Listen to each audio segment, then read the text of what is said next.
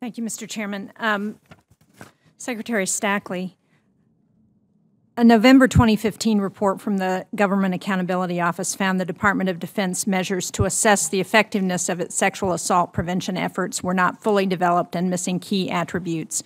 Can you tell me if anything has been done since that GAO report to address that? Yes, ma'am. And can you tell me specifically what? Okay. There are a list of initiatives that have gone out in terms of first identifying cases of sexual assault. And this gets right down to everything from anonymous surveys to interviews to capturing reports and then running reports to ground. I could provide examples of things that have been done, but when we look at the statistics and the results, what we're trying to do is correlate measures that were taken with results that we're getting, and frankly, we're challenged to do that. The statistics move around, and I'm trying to within the Department of the Navy, I'm trying to within our SAPRO, trying to correlate what actions are we taking that are giving us positive results that we have confidence in. So in fact, we can grow those actions versus a number of initiatives that we can't quite correlate to the results that we're looking for.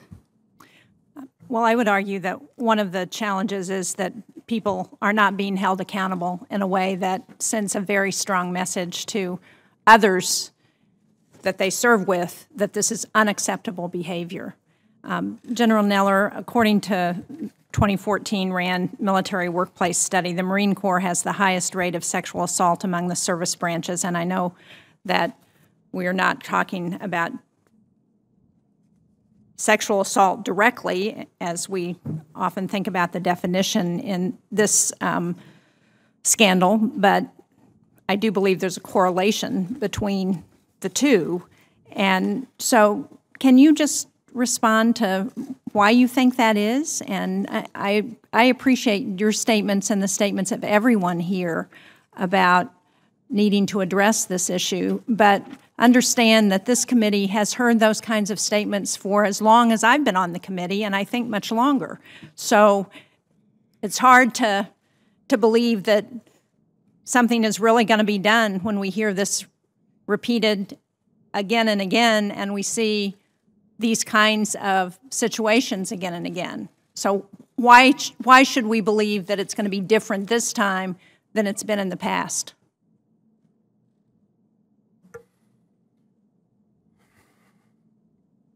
As I stated earlier, Senator, this particular issue, I mean, we can talk about sexual assault and the numbers, and as the Secretary said, we've struggled. I mean, I had expected that the numbers would go up when we started our training back in 2013 to try to get after sexual assault per se, and I've talked to Senator Gillibrand and Senator McCaskill about this, and that they would flatten out and then they would go down. And they flattened out, but they have not gone down. I can give you some other statistics, and I can track every one of these allegations to show you how it was culminated in some sort of action or no action. Why is it going to be different now with the social media? I think we addressed the action of individuals, which is sexual assault or bullying, but I think the bigger issue is within the culture. We haven't addressed the fact with all Marines that all Marines are Marines. I mean, and the female Marines that are there, a small group in our Corps. And for whatever reason, there are still some number, and I don't think this is separate from the sexual assault issue, but this issue of denigration of women, objectification of women, misogyny, however you want to articulate it, or just bad behavior, is tied to the way that some group of male Marines look at women in the Marine Corps. And I think we can fix that. I think we can fix it by holding those accountable who are don't want to accept the fact, and we make it part of, we've got to tell commanders, hey, look, there's things you can do out here within the UCMJ if the parameters are met.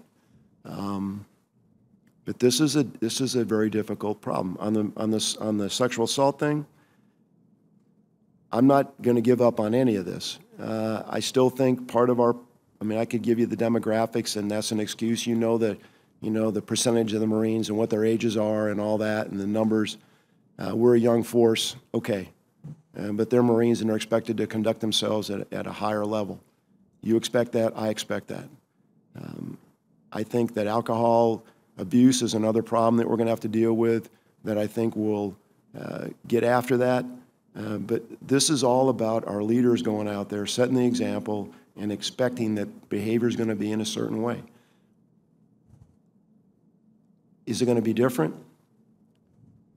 It's got to be different. I mean, and that's my charge to myself. I've got to go out there and as the senior Marine, say this is the way it's going to be. And if you're not going to get along with, if you can't have a problem with this, then, as I mentioned in the video I did, and you need to ask yourself, do you really want to be a Marine? If that's not going to change it, then I believe it is. I've heard enough from enough men and women that are seniors out there that they realize, why they didn't realize it before, I have no excuse, but that we're going to change and that we can change. And all I would ask is an opportunity to address this. I know you've heard that before, but that's my ask. Thank you, General. I would suggest that you use the term survivor rather than victim for those people who have been Yes, ma'am. attacked.